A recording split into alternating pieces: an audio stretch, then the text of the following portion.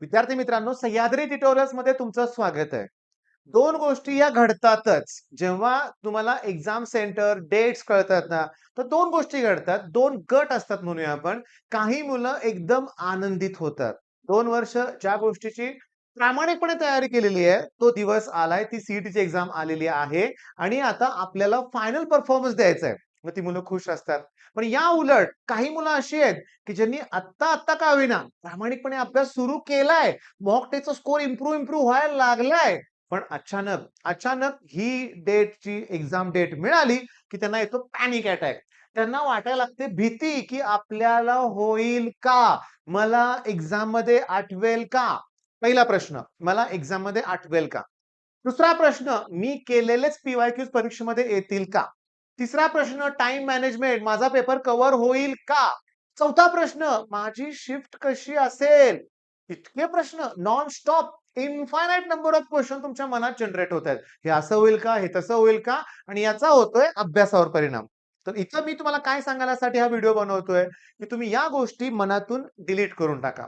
तुम्हाला आता फक्त करायचंय काय ते ठरवा. म्हणजे काय अभ्यासच करायचा आहे, दुसरं काय करायचं नाहीच आहे आपल्याला. पण हे करत असताना, की आपल्याला नक्की कशावर काम करायचं आहे. चला मी सांगतो माझ्याकडे एक स्टुडंट आहे. ऑब्व्हियसली माझी स्ट्रॅटेजी एकच आहे, एकच की तुम्ही ॲट एनी कॉस्ट केमिस्ट्रीवर फोकस करा. स्कोर इम्प्रूव्ह करा. दुसरी गोष्ट शेवटच्या या दिवसामध्ये तुम्ही मॅथ्समध्ये आता आमच्या ऑफलाईन मधली स्ट्रॅटेजी काय?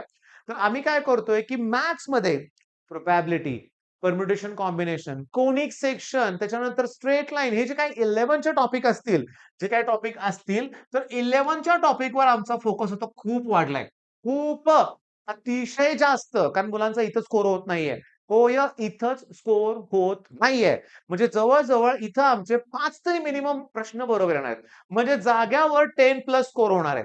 ओके. आणि केमिस्ट्रीमध्ये पण सिली मिस्टेकमध्ये मुलांचे मार्क चाललेत. मग तिथे इम्प्रूव्हमेंट आणतोय आम्ही. तेव्हा तिथेही सुद्धा 10 प्लस मार्क वाढणार आहेत. म्हणजे आमचा स्कोर आता 80-90 असेल, तर तो 110 पर्यंत नक्की पोहोचणार आहे. नक्की. मग या व्हिडिओमध्ये थोडंसं डिस्कशन करायचंय मला मार्क्स व्हर्सेस पर्सेंटाइल. होय. तुमचा पॅनिक जो अटॅक आहे ना, तो घालवण्यासाठी मी हे करतोय.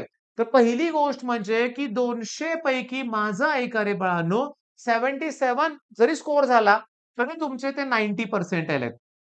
हो. त्याच्यानंतर 84 हे गेल्या वर्षीचे मार्क आहेत. गेल्या वर्षीचे माझ्या ऑफलाईनच्या मुलांचे मार्क आहेत. तर एका स्टुडंटला 84 होतं. पर्सेंटाइल 93 पण क्लोज टू 94 होतं. ओके. बरं 118 एका मुलाचा स्कोर होता 200 पैकी, तर त्याला 98 पर्सेंटाइल होते. बघा 134 का 130 समथिंग स्कोर होता लक्षात घ्या आणि 99.3 पर्सेंटाइल होते. चला माझा नेहमीचा प्रश्न आहे 134 ला 99 पर्सेंटाइल, 118 ला 98, 84 ला 93, 77 ला 90. मला सांगा 67, 67 ला पर्सेंटाइल किती? 67 साठी पर्सेंटाइल किती येणार?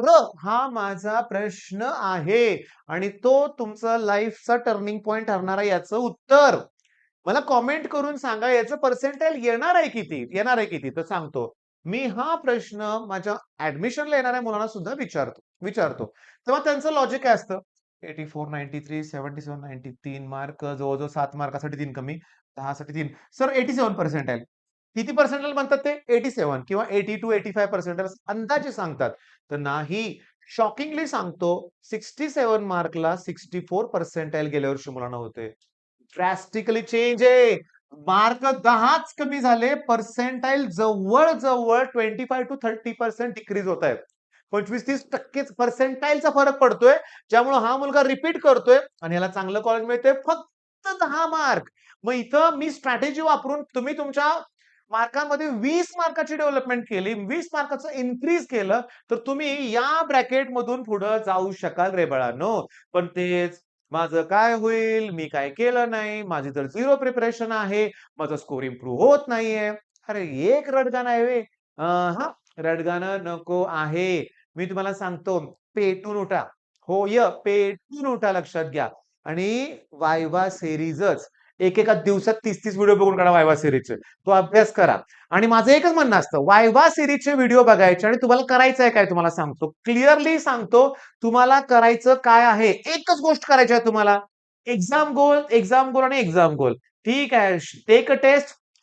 मॅथेमॅटिक्स, फिजिक्सची नको आहे. केमिस्ट्रीची टेस्ट, स्टार टेस्ट म्हणायचं आणि सुरुवात करायची. मी मी तुम्हाला सांगतो क्वेश्चन येतंय तेवढं सोडवायचे पटा. एसआय युनिट ऑफ रेझिस्टिव्हिटी विचारलंय. ओहम मीटर असतं लक्षात घ्या. ओहम मीटर म्हणूया आपण. तुम्हाला सांगतो एसआय युनिट विचारलंय. हे न्यूमेरिकल होते. मी तुम्हाला सांगतो 1 मिनिट बघा. अनॉइक लिगॅन्ड कुठला आहे असं विचारलंय. न्यूट्रल लिगॅन्ड काढून टाका. न्यूट्रल लिगॅन्ड काढू नका. अमीन न्यूट्रल लिगॅन्ड आहे. कार्बोनिल न्यूट्रल आहे. ॲक्वा न्यूट्रल आहे. हे न्यूट्रल नाही आहे म्हणजे ते निगेटिव्ह असणार आहे. असले सोपे प्रश्न 10 ते 20 असतात. हे न्यूमेरिकल काय सोपं होतं बरं का लक्षात घ्या. डेल्टा जी 0 पुट केलं तर डेल्टा जी गोष्ट काय असतं delta H minus T delta S. मायनसचं प्लस करा क्रॉस मल्टिप्लिकेशन करा सोपं आहे. अतिशय सोपं आहे. अरे इंटेन्सिव्ह प्रॉपर्टी कुठलं विचारलंय. क्रॉस लिंक्ड पॉलिमर कुठला आहे असं विचारलंय. मेला म्हणे बानो. त्याच्यानंतर मी तुम्हाला सांगतो इथं काय विचारलंय कॅटॅलिस्ट यूज विचारलंय लक्षात घ्या. सगळ्यात रोसेनमन मध्ये पॅलाडियम असतं. Which of the following is dicarboxylic acid. Glutamic हे डाय कार्बोझिलिक ऍसिड आहे लक्षात घ्या. प्रोटोनिल अल्कोहोल कुठला विचारले यार किती एक शिफ्ट घेतले आपण.